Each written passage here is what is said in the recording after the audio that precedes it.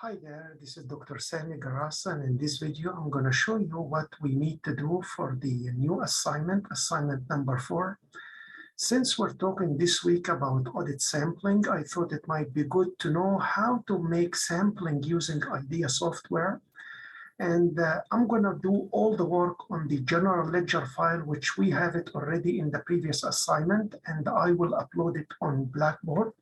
In case you don't have the original copy, make sure when you use the file, it has 4,999 records. And we start by going to the analysis menu, and then here sample. First, we need to do generate random numbers. Here, IDEA will generate random numbers for the records without showing us the records. So we click here, and then generate how many random numbers. I would like to generate 50. We start by record number 1, but we will end by 499. We will take the 50 numbers from the whole file. So we put 5,000 because IDEA says, but not including. Since our file ends by 499, we can put one number more to make sure that all the numbers or all the records are included in the sample. And then we click OK.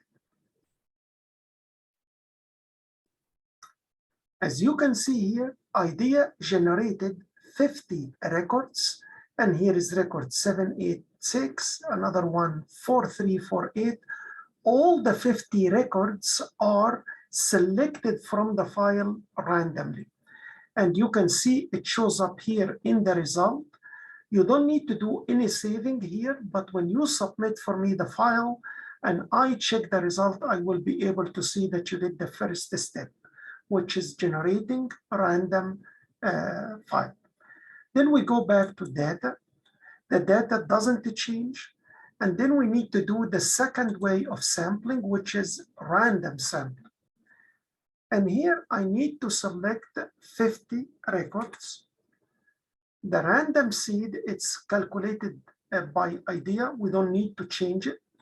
And we will start by record 1, and the ending will be 499.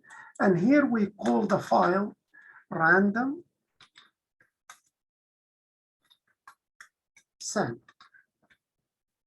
And I put number 1. So you remember when you do it, the number of files that you are saving. So here we click OK. And as you can see here, IDEA extracted 50 records, as you can see here in the bottom, from the 4,999, and he put them here, random sample. So the first sampling method that we need to know in auditing that we can make a random sample, either by generating a record number or selecting the records randomly. The second one is systematic. Before we go to systematic, make sure that we stand on the main original file, and then we go to systematic. And here we need to put the interval. What do we mean by interval? IDEA will start selecting the records in a systematic way with a gap between the records.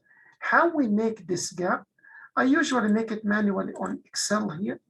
I say, I have 4,999 records. I would like to select 75 records from those 5,000. So what is the interval? Here, if we make the calculation, it will give us an interval of 66.65. So usually we take the solid number, the integer, which is 66. And this is what I'm going to put it here on IDEA. So the interval will be 66. How do I get it? I divide 4,999 divided by 75. In the systematic sample, I'm going to choose a sample of 75 records, not 50 records. No, I needed 75. And then I will call the file 02 systematic sample.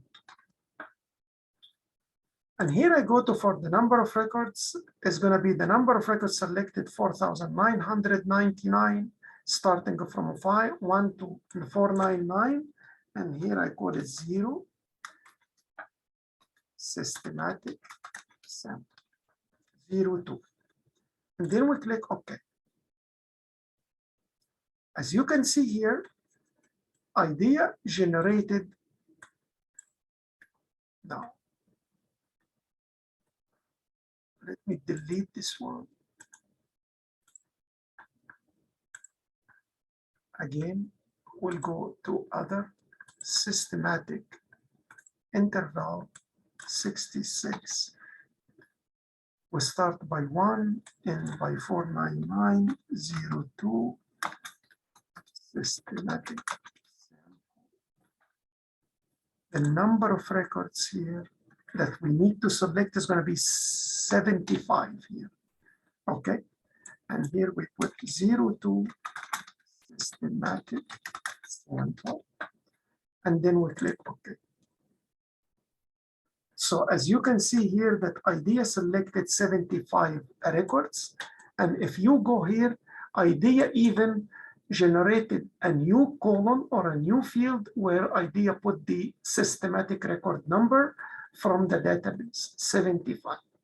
So the difference between random and systematic, random, all the records will picked up randomly. Systematic starts by 1 record and keep counting by the intervals.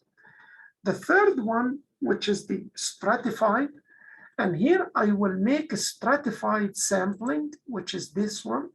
But before we do it, let us go back to the original file. And for the stratified, we will stratify or cluster the records by any field here.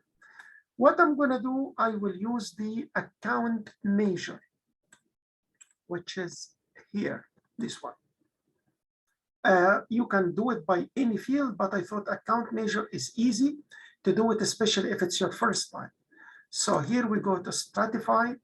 I want to do it by character. You can do stratification, by the way, by date or numbers. So I will do it here by character, the measure, and I need to get the net amount. And we make the stratification here by the account measure numbers. So I'm going to put it from 0 to 1,000, then 1,000 to 2,000, then to 3,000, 4,000, 5,000, 6,000. If you check the account measures, it will not exceed 6,000. And here I will put the file name 03 stratified sample. Okay. And also you can make the result also 03 stratified. Okay. And here we click OK. And then IDEA will calculate all the numbers that fall in each category, and he will tell me here the number of records in each category. I need to decide which number I need to pick. So I assume from the 97, I need to pick 5 accounts. From the 453, I will pick maybe 10. And here, maybe 7. And here, maybe 35. So my number 57, I will make it 60. So we'll make this one 37.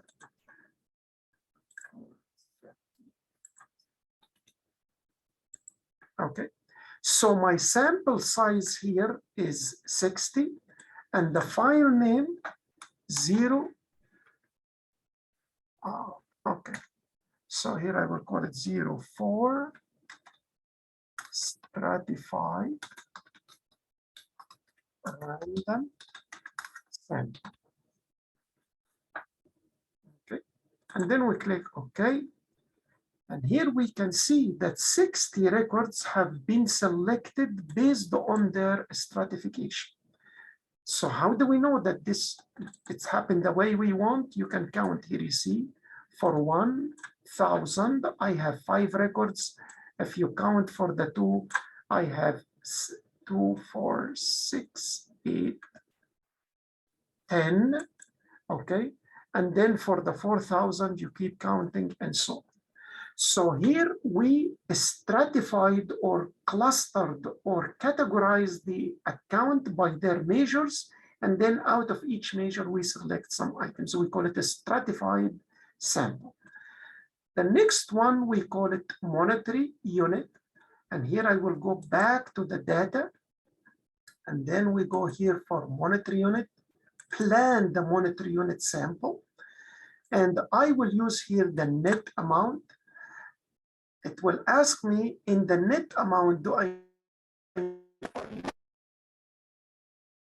use absolute?